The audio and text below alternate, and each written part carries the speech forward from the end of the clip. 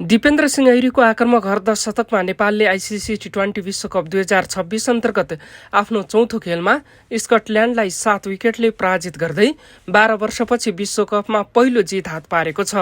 मुम्बईको वानखेडे मैदानमा स्कटल्यान्डलाई हराउँदै यस विश्वकपमा सान्तोना जित निकालेको नेपालले सन् 2014 पछि टी20 विश्वकपमा पहिलो खेल जितेको हो।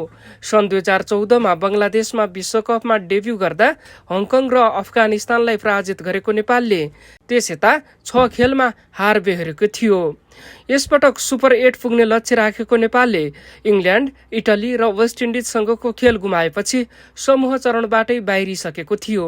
तर प्रतिष्ठाका लागि भएको अन्तिम खेलमा नेपालले जित सहित सुखद रूपमा अन्त्य गरेको हो। स्कटल्यान्डले दिएको 171 रनको लक्ष्य नेपालले 19.2 ओभरमा 3 विकेट गुमाएर पूरा गरेको थियो। नेपालको जितमा दिपेन्द्रले अर्धशतक प्रहार गरे।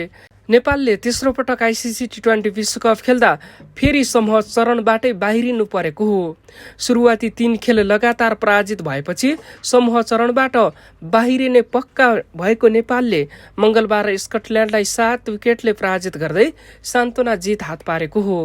सुपर 8 पुग्ने लक्ष्य राखे पनि सुरुवाती खेलमा लगातार हारले त्यो लक्ष्य यसपटक पूरा हुन सकेन।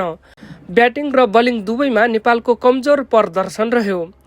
यसपटकको टी20 विश्वकपमा दिपेन्द्र सहित सोमपाल कामी, शेर मल्ल जस्ता खेलाडीले व्यक्तिगत उपलब्धि हात पारे। तर नेपाली टिमले विश्वकप जस्तो मञ्चमा क्षमता अनुसार भने प्रदर्शन गर्न सकेन। यस विश्वकपमा 15 सदस्य मध्ये 14 खेलाडीले खेल्ने अवसर पाए।